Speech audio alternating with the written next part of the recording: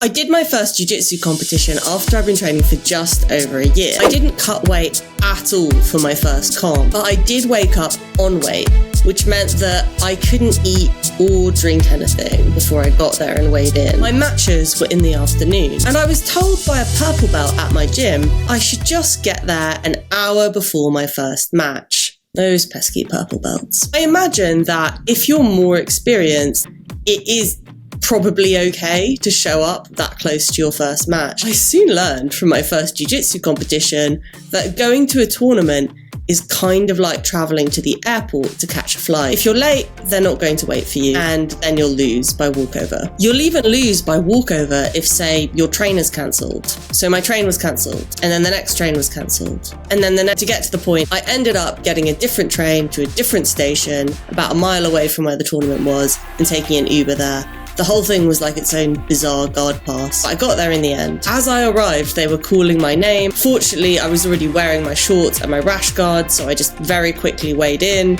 then threw on my gi, got onto the mats. The girl I was due to fight was right there. Her name was Christine. We'll get to why I remember her name in a minute. She saw me and she said, "Come on, Nyla, let's go." So we went. Now, Christine had 2 coaches cornering her, and at least half a dozen other people cheering her on and heckling me. Good for them. You know, they were supporting their friend. I hadn't linked up with my friends yet, or my coaches. I also hadn't had anything to eat or drink, and it was now after lunch. I thought to myself as I got on the mat, this is going to be hard.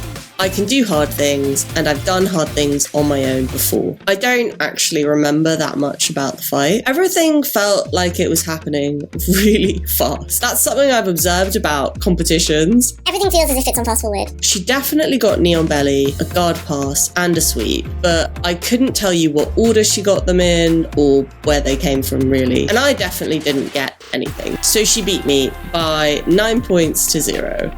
That was my first match ever. I drank some Lucozade, regrouped. I had about half an hour until my next match, and I decided it didn't really matter what happened with my next 4 matches. Ultimately, it was my first competition. I was just there to have the experience and to learn. I'd already learnt one thing, right? Don't be late. Do not be late. Don't be late. I didn't realise that I was doing this at the time, but what I was doing in that moment was reframing the competition as an event which was part of an overall experience that was moving me forward. And I guess that process is ultimately getting better or less terrible at jiu-jitsu. Ultimately, I had a decision to make. Either I could go in, really tense and white-knuckled, wanting to win, or I could just let go of the outcome and have fun. That's why I train jiu-jitsu and why so many people train jiu-jitsu, because it's really fun. Aside from that shift in perspective, I didn't really change anything else. I didn't change my competition strategy, mostly because I didn't have one, and I actually won my next 4 matches by submission, which meant that Christine took the gold and I took the silver. Yay! But I just as easily could have lost those 4 matches, because ultimately, the reason that I lost that first match wasn't because I was late or dehydrated or because Christine had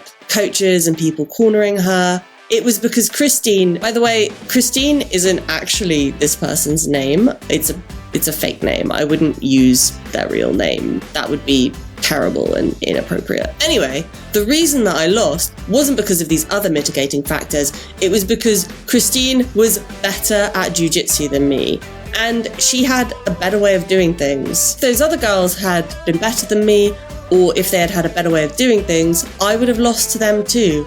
And this would be the story of how in my first jiu-jitsu competition, I lost all 5 of my matches. And that would be okay. That would not be such a big deal. I don't know if it even really matters in your first competition, whether you win or lose. It's the first time you're doing something. How can you expect yourself to be good at it? Probably you're going to be quite bad at it. The point is, I was there, I was showing up. And as much as I enjoyed the matches I won, a lot more than I enjoyed being pulverized by Christy, I can't deny that I actually got the greatest long-term gain from the loss. And the reason for that is, afterwards, when I reflected on the experience, I thought to myself, this girl knows something I don't. And I looked up her gym, which was very easy because it was written on her gi, and I had recently become overly intimately acquainted with her gi. Also, it happened to be one of the well-known London gyms, and I'd already heard of it. And I did a free trial there because I wanted to see what it was about. And I saw that even though I love my main gym, they were offering different techniques. And I started cross-training there. And because I still cross-train there, Christine and I got to know one another, and now we're friends, which is why I very much still remember her name.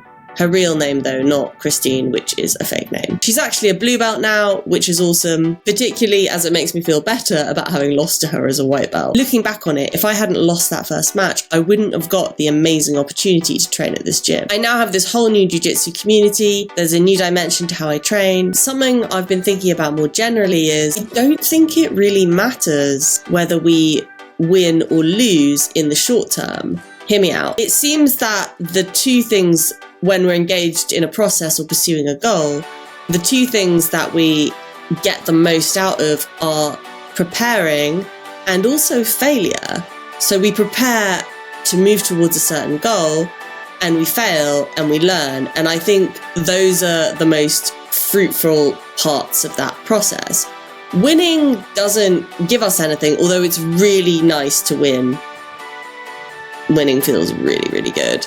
But I think in the short term, maybe it doesn't really matter whether we win or lose, as long as we're moving to the overall goal. I guess my overall goal is to be better at jiu-jitsu, or maybe just less terrible. I don't know.